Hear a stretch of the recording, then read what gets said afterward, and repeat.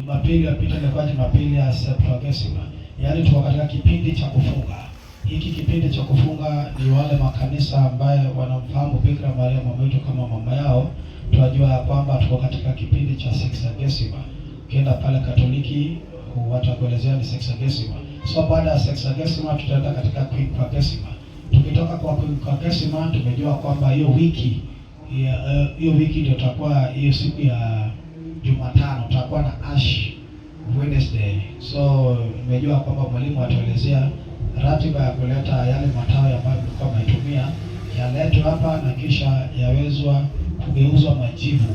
Hayo ndio yale ambayo yatatumika. So Jumapili hii lijalo, hii ya Quinquagesima mtaleta matawi ambayo mlikuwa mmetumia kwa mwaka jana ili ziweze kutengenezwa majivu, na ndio itatumika siku ya Jumatano, kwa maana itakuwa ni Ash Wednesday. So Jumapili leo tumesema ni Jumapili ya Sexagesima. Somo la waraka ni wa Paulo mtakatifu ambaye pia ni mtume alipo kwa Wakorinti. Nenda katika Wakorinti mlango wa 2 mstari wa 11, mlango wa 11 mstari wa 11 hadi 33, ama mlango wa 11 haya 19 hadi 33. Na tena vile tena maandiko yote yamejumlishwa pamoja tena katika Korinto wa 2 mstari wa 12 haya kwanza hadi 9, yote yamesanywa pamoja. So yale ambaye Paulo mtakatifu atuelezea siku ya leo yasema kwamba ndugu zangu, mwavumilia kwa radhi watu wasio na akili. Mwavumilia kwa radhi watu wasio na akili. Ninyi mlio na akili, maana mwavumilia kama mtu akiwatia utumwani, akiwachafua, akiwanyang'anya, akijikuza, akiwapiga usoni. Niwasema ya kwamba ananena kwa aibu kama kwamba sisi tulikuwa dhaifu, lakini yeyote akiweza kujisifu, yeye wasema kwamba ananena kipuzi. Kwa jina la Baba.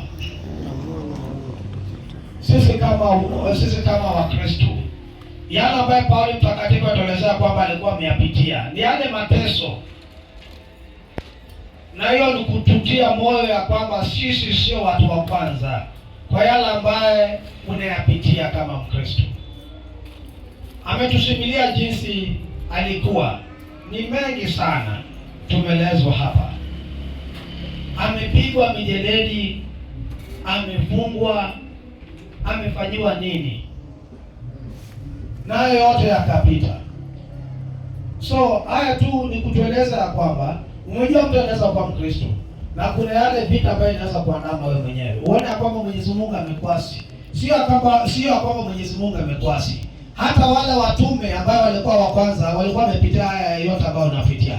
Na hata saa zingine walikuwa wamepitia zaidi hayo ambayo wewe hata mwenyewe hata unapitia. So anatutia nguvu kama anatuelezea kwamba usiwe mnyonge au usiwe dhaifu wakati ukiona maneno kama haya yanakutendekea. Kwa jina la Baba. Watakatifu wote yale ambayo walikuwa wamepitia, yale maneno magumu, mazito, machungu, hatuwezi kulinganisha na yako. Tukiangalia mtu kama Agatha mtakatifu ambaye tunaita hapa Agatha. Umejua kwamba Agatha alikuwa amepitia machungu gani? Agatha alikuwa msichana chipukizi sana.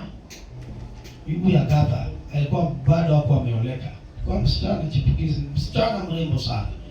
Lakini yeye alikuwa amefanywa nini? Yale matiti yake yalikuwa amekatwa na hakutukanana. Yale mateso ambaye hao watakatifu ambaye tumechukua majina zao tunajiita hao, wewe ujui alikuwa amepitia mateso gani. Stefano amepigwa na mawe akafa. Petero ambaye ndio msimamizi wa boma alisulubishwa, kichwa imeangalia chini. Andrea mtakatifu alikuwa amesulubishwa ina cross manner, mguu imekuwa cross pia hadi mkono. Kijana barubaru ambaye alikuwa anaitwa Kizito, hao sasa ni wale wa Afrika walipitia machungu magani. Kijana barubaru, kijana hajatimiza hata miaka 20. Yule kijana barubaru, kijana wa miaka 16. Walifanywa nini? Waliteketezwa. kuna wale ambao walikuwa wamechukuliwa wakawekwa kwa yale mafuta. Kuna wale wamechukuliwa na wale wakaweka katika maji moto. Wewe umeona yapi ambaye wewe mwenyewe unaweza kusema kwamba wewe unamwasi Mwenyezi Mungu? Wale watu yale machungu ambayo walikuwa wamepitia ni yale magumu sana. Na wakati ambaye Mwenyezi Mungu anataka kubariki, jua ya kwamba uweze kupitia maneno kama haya. Kwa maana mwovu shetani yeye mwenyewe hataki ya kwamba uweze kuyapokea yale ambayo Mwenyezi Mungu alikuwa amekuahidi. Kwa maana kila mtu ako na wakati wake. Lakini yale ambayo tunapitia yale magumu, hata mtoto akiwa shuleni lazima apewe mtihani. Wewe ni nani kama umepewa mtihani na wewe mwenyewe unasema kwamba Mwenyezi Mungu amekwasi? La, hamna. Mwenyezi Mungu yunawe, kwa maana yeye alikuumba na akatupa kwa nafsi yake mwenyewe. Mwenyezi Mungu alitupenda na hiyo ndio kwa maana akatukuza hadi siku ya leo. Wewe upo hapa, wangapi ambao wapo? Wewe upo hapa. Wangapi ambao wamekufa? Wale watu ambao mwajua. Sio wale wengine mlikuwa mmesoma nao, sio wengine ambao walikuwa wale watu ambao mlikuwa mnafanya nao kazi pamoja. Wote hawapo. Kuna wale watoto chekechea ambaye hata hawajui kitu wameenda. Lakini sisi ambaye Mwenyezi Mungu ametupa uhai, inafaa kwamba tuweze kumtukuza. Yale machungu ambayo tunapitia, hata Rabi wetu Yesu Kristo alikuwa amepitia haya yote. Na wakati Mwenyezi Mungu alikuwa amepitia haya yote, hakutukanana. Na hakuwa ameshika mtu ya kwamba yeye mwenyewe anasema ya kwamba mimi hii sitamsamea. Lakini ni yapi ambayo Mwenyezi Mungu alikuwa anasema pale msalabani? Alikuwa amesema kwamba yote yamekwisha. Wewe kama binadamu tunamsadiki Mwenyezi Mungu, Rabi wetu Yesu Kristo. Baba Masia akaja katika nafsi yetu sisi wana wa Afrika. Yeye ambaye alikuwa amepitia yale machungu mengi sana. Wale tu kitu kidogo tu wewe wasema kwamba mimi siombi. Hauombi waenda wapi? Hamna solution yoyote.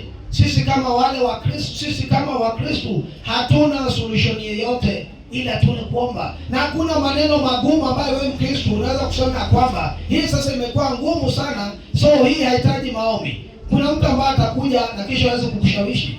Labda ni yule mtu ambaye kuna cheo. Na mmoja anakushawisha kwamba hata mimi mmoja nilikuwa nimepata mmoja tabu fulani lakini kaenda kwa mganga fulani. Hii haitakusaidia. Mwenyezi Mungu anakutazama namna gani? Kwa jina la Baba. Tujue ya kwamba siku ya leo ya kwamba sisi ambao wamemsadiki Mwenyezi Mungu tumejua ya kwamba dunia hatutaki mazuri.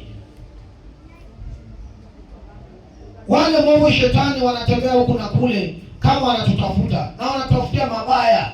Wakati wako ukifika anakuchallenge. Labda sasa tuseme kwamba siku ya leo, siku ya Sunday, Jumapili, siku ya leo Mwenyezi Mungu alikuwa amekuja kwamba siku ya leo naenda kubariki fulani fulani. Na tujue ya kwamba kila mtu ana siku yake. So Mwenyezi Mungu alikuwa amesema kwamba leo anaenda kubariki watu wengine. Na kwa hao watu ambao Mwenyezi Mungu anataka kubariki, shetani huwa tunasema kwamba yeye ni mjanja sana. Na kama sio maombi, hauwezi wewe mwenyewe hawezi kupita ile mtego wake. Shetani atakuchallenge na atakutega. Unapata kwamba ni siku kama Jumapili, mmoja amekupigia simu anatoka ng'ambo, labda rafiki yako ama ndugu yako yotoka ng'ambo, yuaja. Wewe pia unaangalia na kisha unapiga mahesabu zako, unasema kwamba nimejua kwamba yule naye akikuja hapa nimejua kwamba lazima nitapata hela. Shetani anakuchezea hiyo karata. Kaje swali ni kama huyo hatafika pale, labda huenda alikuwa anakuja, lakini hiyo kumuongoja siku ya Jumapili, Mwenyezi Mungu anaye hasira na wewe. Unaweza kusababisha yule aweze kupata maneno mabaya hata pale njiani juu yako wewe mwenyewe. Na hiyo ukose yote. Hatujui muhimu wa siku yake Mwenyezi Mungu. Tukienda katika Exodus chapter 35, yasema nini? Yasema kwamba Mwenyezi Mungu ametupa masiku zote. Tumepewa siku 6. Yale masiku 6 hayo ni yetu, unaweza kufanya shughuli zako. Lakini wasema kwamba siku ya Sabati, siku ya Sabati, siku ya saba. Hiyo ni siku yake Mwenyezi Mungu. Tumtukuze Mwenyezi Mungu kwa maana amekupea uhai bure. Hataki malipo yote. Ile malipo ambayo Mwenyezi Mungu anataka ni kumshukuru na uweze kutambua siku yake, na uje kanisani uweze kumshukuru na uweze kumwabudu kwa jina la Baba. Hata Rabi wetu Yesu Kristo wakati alikuwa pale jangwani, shetani alimjaribu. Je, tutajaribiwa? Mungu shetani alimjaribu pale, akasema kwamba utazama dunia haya yote ni mali yako. Wewe ukipiga magoti na ukaniabudu mimi nitakupea haya yote. Alijaribu, shetani alikuwa amemjaribu kwa njia zote. Sisi pia tuweze kujua kwamba shetani huwa hatutaki mazuri na atakuwa karibu nasi kama tujaribu. Na kama sio maombi yake Mwenyezi Mungu, na hatutafaulu. Atatukamata na atatuunasa na atatuangamiza. Kwa maana kuna kitu kizuri ambacho inatoka kwa mwovu shetani. So Paulo mtakatifu anatuelezea kwamba yale masaibu ambayo alikuwa ameyapitia, alisema ya kwamba alipigwa kupita kiasi, kwa hatari ya mauti mara nyingi. Kwa Mayahudi mara 5 nilipata mapigo 40 kasoro moja. Mara 3 nilipigwa bakora, mara 1 nilipigwa mawe, mara 5 nilivunjikiwa jahazi, nikawa kilindini kutwa kucha. Katika kusafiri mara nyingi, hatari za mito, hatari za wanyang'anyi, hatari za watu wa kwetu, hatari za watu wengine, hatari za mjini, hatari za jangwani, hatari za baharini, hatari za ndugu wa uongo, kwa kazi na usumbufu, kwa kukesha mara nyingi, kwa njaa na kiu, kwa kufunga mara nyingi, kwa baridi na utupu. Juu ya mambo hayo nje yako yanijiayo kila siku, shughuli za kanisa zote. Ni nani aliye dhaifu nami nisiwe dhaifu? Ni nani aliye kwanza nami nisiwake? Ikiwa lazima kujisifu, nitajisifu dhaifu wangu. Mungu Baba wa Bwana wetu Yesu Kristo, aliye mtukufu milele, ajua ya kuwa sisemi uongo. Huko Damaski, liwali wa mfalme Aretas alikuwa akiulinda mji wa Damaski apate kunikamata, nami nikatelemeshwa dirishani ndani ya kapu ukutani, na hivyo nikachopoka mikononi mwao. Ikiwa lazima kujisifu, ijapokuwa haifai, basi nitafikia mambo niliyoyaona na kufunuliwa na Bwana. Namjua mtu mmoja katika Kristo, yapata sasa miaka 14.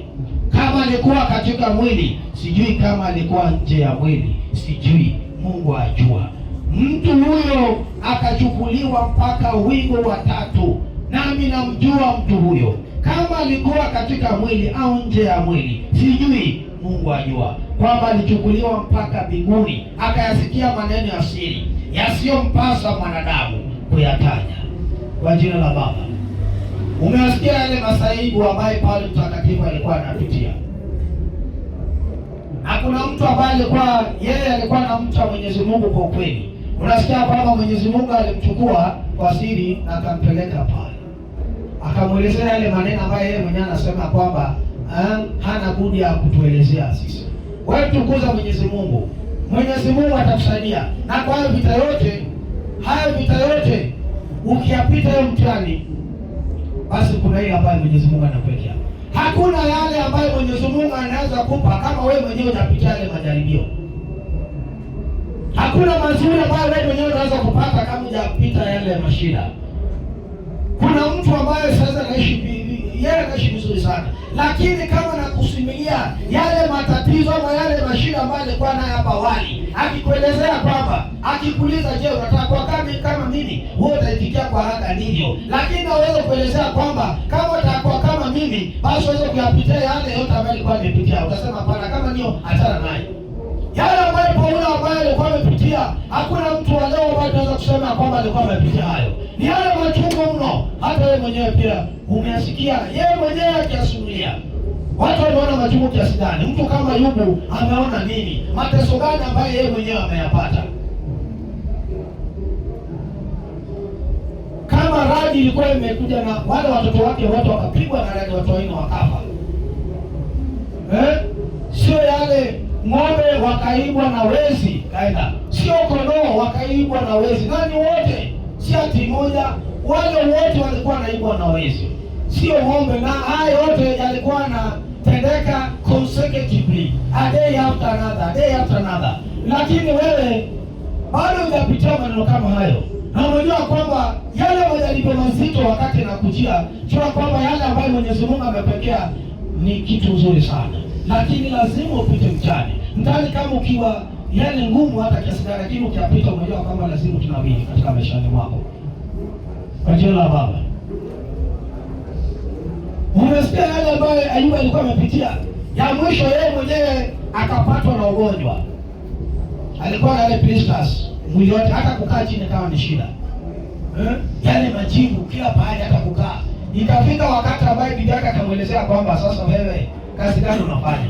Unaabudu Mungu wako kwa muda wote, lakini hakuna mabadiliko. Mimi naona kwamba wewe enda kukufa. Hiyo muda ambao umesalia naye, hiyo mtusi naye Mwenyezi Mungu na ukufe. Lakini yeye hakukuwa anasikia yale. Alikuwa bado amemwamini Mungu wake. Je, wewe unaamini Mungu wako?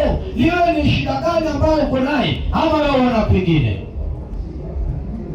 Tuwe kama wale watakatifu ambao sisi wenyewe tunajiita. Usichukue jina mtakatifu yote na wewe mwenyewe haujui yule mtakatifu alikuwa amepita, na hatutaki kujua. Siku ya leo uweze kujua kwamba yule mtakatifu wako, je, alikuwa nani? Alikuwa anafanya nini na akapitia maneno gani?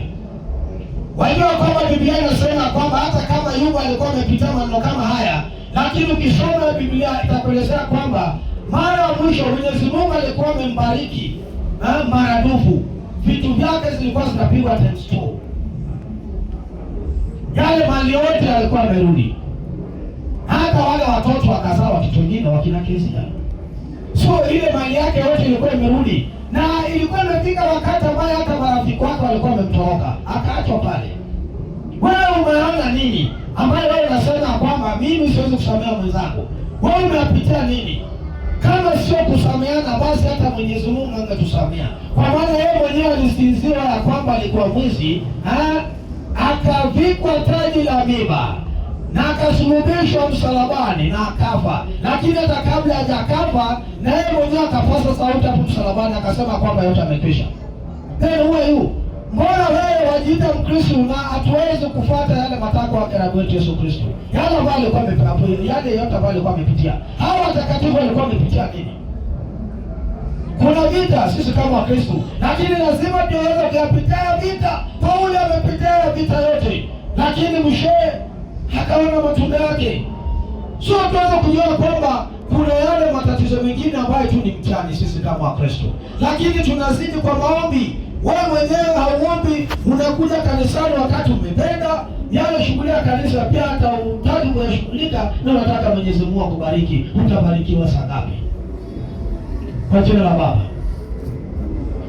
Huu mwaka wa 2026 lazima tuweze kujaribu kadiri wa uwezo wetu, ili tuweze kuyapata yale ambayo Mwenyezi Mungu alikuwa ametuahidi. Sisi ndio tunafanya kwamba hata kama Mwenyezi Mungu alikuwa amekuahidi kitu leo, na wewe mwenyewe ukaja umechelewa, ama wewe mwenyewe ukachelewa kabisa kanisani, je, utaipata saa ngapi? Waweza kujiuliza swali kama hilo. Na mimi kwa nimwambia kwamba hatujui ya kwamba yepi ambayo tunakoyapata kanisani. Na kama ingekuwa ya kwamba mkasisi aseme ama ule mhuduma aseme ya kwamba hii Jumapili ijayo yule ambaye atakuja hapa wa kwanza atapewa 5,000. Mtu tu akuja hapa, ama tu mtu wa siasa tu akuja hapa ndani aseme, Father, mimi nataka hivi, hii kanisa, hii sana ambayo inakuja, kama hii sana ambayo tunaelekea kipa kesi naseme hii sana ambayo inakuja, yule Mkristo ambaye atakuja wa kwanza, Father niambie, mimi nitamtumia 5,000. Hiyo siku hata nakuja hapa by 6, hata saa 11. Kwa nini unakuja hapo hivi? Kwa nini unakuja hiyo saa? Kwa maana umesikia maneno ya pesa. Lakini yale ambayo yamefichika hatuyaoni. Ile uzito ambayo imefichika sisi hatuoni. Sisi tunataka ile kitu ambayo tunaona kwa macho. Lakini mtu ajue umuhimu wa kutumikia Mwenyezi Mungu na roho yako yote, kwa akili yako yote. Tuache kuwa wanyang'anyi. Siku yake Mwenyezi Mungu tumtegee Mwenyezi Mungu. Hata kama inawezekana nafaa kwamba tuje tuweze kesha. Kama hii ya siku ya Friday ambayo ilikuwa imepita. Bikira Maria alikuwa amezungumza hapa. Wakristo waweza jamani. Yaani Bikira amezungumza hapa. Yaani pololo wa Mungu huyo. Surely Mbingu wameshuka hapa, tukishafanya maombi, wakasema kwamba watu waje kanisani. Mama ameongea akasema watu waje kanisani.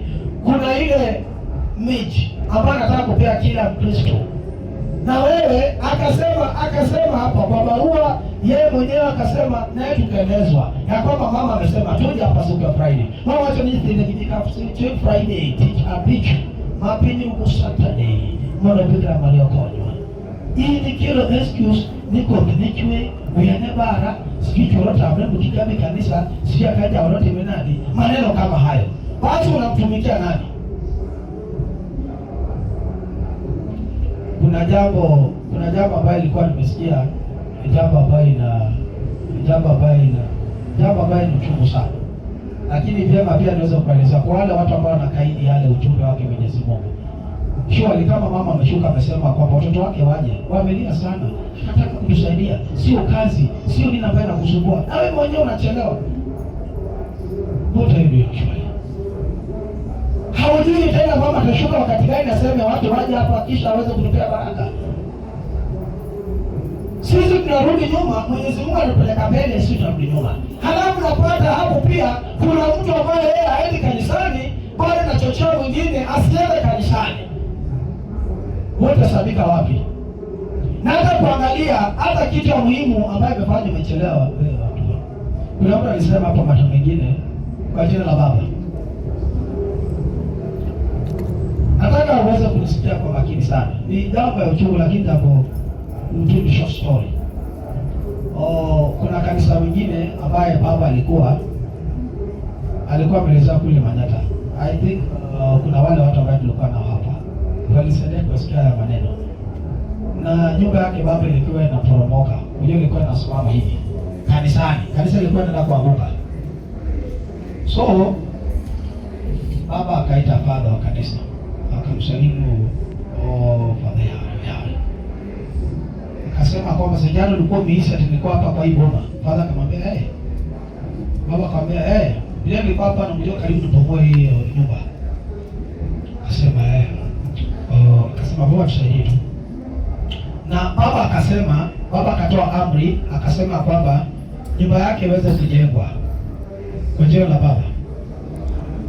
Baba akasema nyumba yake ijengwe. Alipoambia wale wanakomiti na watu wa Kristo, wakasema baba tuko na matanga. Bado tunasanya matanga. Wanaambia baba anaelezea hata lugha naona au naye bado analeta jisababu, anasema baba tuko na matanga, bado tunasanya matanga, nataka tuendumzike, hatuwezi kujengea hiyo ndio. Lazima tusanye ile pesa, matanga pelekwe wazike. Baba akaita yule sekretari, akamwambia sekretari yao. Kalamu. Chukua kitabu na kalamu. Andika hapo matanga manne. Sasa nimeongezea matanga manne juu hiyo matanga. Nikajiongea na solo. Baba achonikoro kalamu ode. Baba anachukua kalamu na karatasi. Nikakanyuli tagwe. Hadi kidia. Unasikia ya kwamba watu walikufa hapo. Kila siku tena baba akamwambia, sio mtengenezee nyumba yangu. Sijui kama msawili maneno. Wakaongezewa matanga 8 tena. Unasikia watu walikufa kwa hiyo kanisa, watu wakatoroka. Sio nisiwe ya kwamba kuna kitu ambacho inazuia kazi ya Mungu kuendelea mbele. Wewe utahesabika wapi? Wewe yule malaika atakusaidia na wapi? Unafanyia Mungu nini? Hata kama kuna kesi pale mbinguni, yule malaika anaweza kutetea kwamba yule mtoto wangu amini amefanya kazi. Hata kama haya maneno yako hivi, lakini amenitendea, lakini amenitendea hii maneno. Wewe unafanyia Mwenyezi Mungu nini? Na unaribu yule mtu ambaye anakuja kumfanyia Mwenyezi Mungu kazi yake. Wewe utasabika wapi? Hiyo kitu ambacho inakuzuia kumfanyia Mwenyezi Mungu kazi itatolewa kwa jina la Baba. Nitima mama wangu na kanisa. Baba Benito amamile hao kanisa. Alikuwa anaulizwa nini ambayo inafanywa na chela kanisa. No baba na chela katina ni akaja chana kasije chela kana losa kana. Na pili ni Akauliza tena ingine, nini ambaye nakusumbua? Akasema kwamba mtoto huwa na nini. Baba alisema okay, sawa, next time wacha sasa kusaidia. Huyo mtoto baba alimchukua. Hebu tazama kitu kama hiyo. So tuweze kujiadhari. Tulisema hii 2026 tunataka kunawiri katika maishani mwetu. Hatutaki kurudi nyuma. Ile kitu ambayo itakuweka wewe mwenyewe kwa mbali na Mwenyezi Mungu, kata. Hata kama ndiye maneno ombea, mtu anakuja asubuhi na ni siku ya Jumapili, bali nakupea ombea, toa hiyo kitu. Hata Biblia inasema kwamba hata kama mkono wako ndio utakufanya wewe mwenyewe usione ufalme wa mbinguni, kata hiyo mkono. Heri kwa na mkono moja. Na hata kama ni macho, toa hiyo. Hata kama ni macho, toa hiyo jicho na ubaki chongo, lakini uone ufalme wa mbinguni. Kwa jina la Baba. Kuna wimbo mwingine ambao tunaimba, gimamo ni dhicha mongema, gimamo na dhicha mongema, aluon tongeo maber. Wali mitadier, gimamo na dhicha mongema, aluon tongeo maber. Inge maber nani? Bingi. Yaani watu wanaimba tu lakini hawajui hiyo wimbo inasema nini. Hiyo kitu ambayo inakuzuia, hiyo kitu ambayo inakufanya wewe mwenyewe unamkosea Mwenyezi Mungu, hii 2026 toa nje. Hiyo ni vita gani ambayo itakuzuia kuona ufalme wa mbinguni? Mimi nawaambia wasiwasi ya kwamba mama ameshuka hapa na anataka kunibariki sisi sote, na tutaki kubaki nyuma. Na mtu akitaka kubaki nyuma, achana ya baki nyuma. Usikubali mtu akushike nguo ya kwamba anataka kusalia na wewe nyuma. Kwa maana ujue wewe ni aje kwa nani. Kanisani sisi wote tunajua kwamba nini aswa ambayo tunaenda kanisani. Ni nini ambayo tunahitaji mbele yake Mwenyezi Mungu. Wakati mimi nasali, mimi akili yangu na mawazo yangu yote nimeweka kwake Mwenyezi Mungu. Ya kwamba nimejua kwamba yeye ndiye mwezaji. Na ukimesi kidogo, unajua kwa tuko kwa highway. Gari kiwa kwa highway na kuangalia pembeni kidogo, utashukia umetoka barabarani. Kwa jina la Baba. Gari hapa ni highway. Hapa ambaye tuko sasa is very sensitive. Tuko kwa gari kiwa kwa highway, taki mchezo. Wakati wa maombi taki mchezo. And that's why unaona kama hatuna starehe kwa maombi, ni magoti, kusimama, nini, maneno kama hayo. Unataka akili yako iko kwa Mwenyezi Mungu. Unapata kanisa sijui mtu amekaa tu kwa kiti pale, sijui mtu ametoa sijui la gazeti yake sio naangalia. Na kwani hii sasa tulitosebe. Mhubiri na ubiri ama maombi inaendelea mbele. Nasema na hii sasa tumesema kwani unaona namna gani? Na watu wa kanisani surely wanamhudumia nani? Tuweze kujihadhari. Na kwamba tuweze kujua kwamba kuna vita. Na vita isitumeze. Tujue ya kwamba kuna kitu ambacho tunahitaji kwake Mwenyezi Mungu. Tutaenda katika injili ya leo. Injili ya leo imeandikwa na Luka Mtakatifu. Luka Mtakatifu mlango wa 8 mstari wa 4 hadi 15. Luka mlango wa 4 mstari wa 4. Mlango wa 4 mstari wa 4 hadi 15. Wewe ashika hiyo leo kujisomea nyumbani. Luka madonga boro matinda kwenda kakara parga beach. Wasema hivi, siku ile watu wengi walipokusanyika na kumjia samahani. Tunasema ya kwamba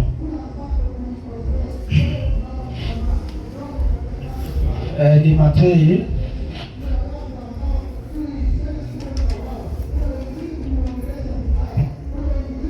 Matei mtakatifu, si Luka, ni Matei. Mlango wa 20 mstari wa kwanza hadi 16.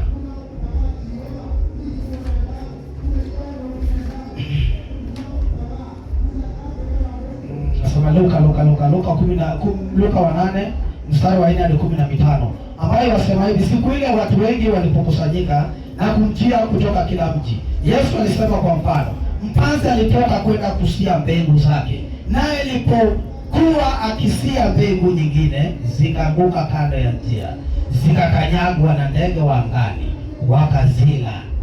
Nyingine zikaanguka penye mwamba, zilipomea zikakauka kwa kukosa maji. Nyingine zikaanguka kati ya miba, nayo miba ikamea pamoja nazo ikazisonga. Nyingine zikaanguka penye udongo mzuri, zikamea zikazaa 100. Alipokuwa akisema hayo, akapaza sauti, mwenye masikio kusikia asikie.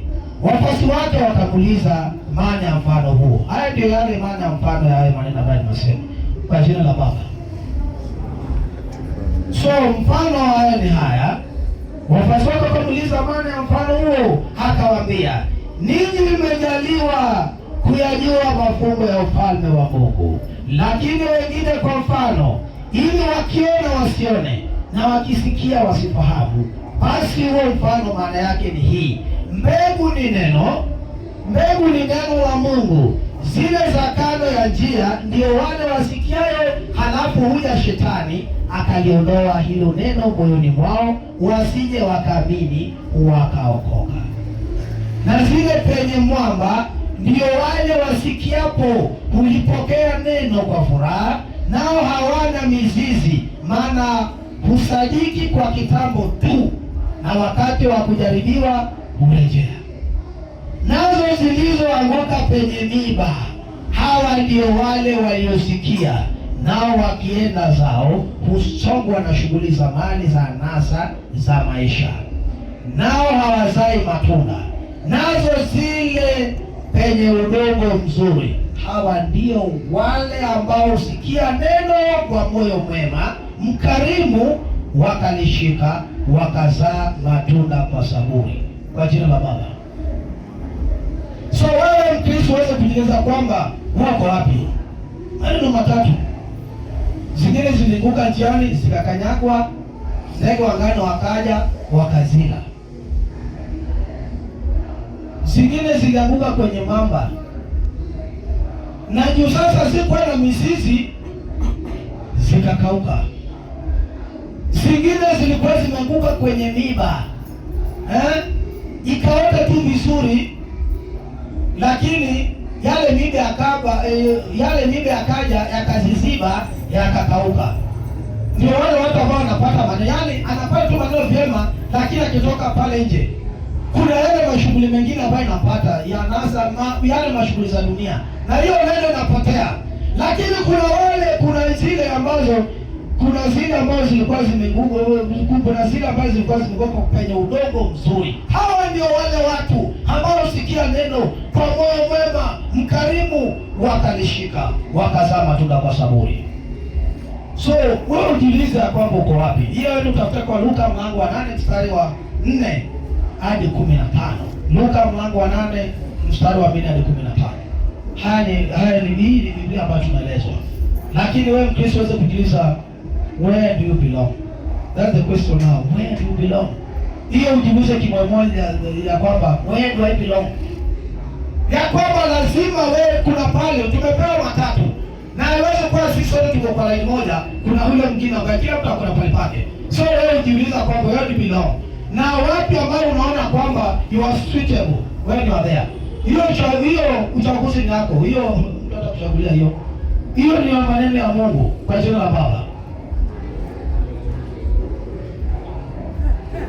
Tulishika neno lake Mwenyezi Mungu. Ile maneno ambayo tumeelezwa, wewe mwenyewe ukiambiwa ile maneno ambayo unajua unaoita hii mshumaa hii inawaka hapa.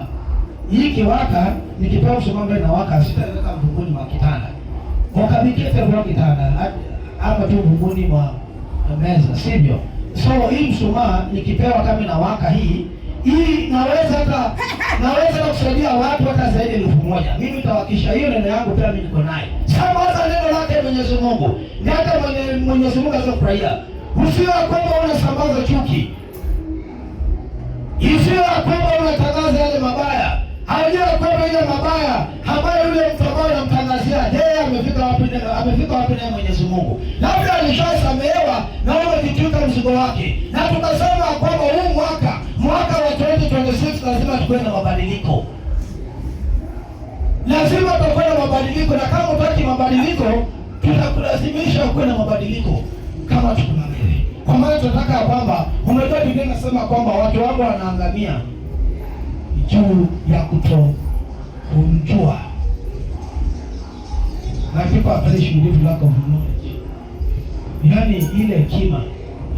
Kuna pale pengine ukiona kwamba ndugu yako anaenda vibaya, inafaa kwamba tuweze kumwombea. Kuna ile jambo ambayo wewe mwenyewe unajiuliza, je, huyu ndugu yangu amini ako kwa njia gani?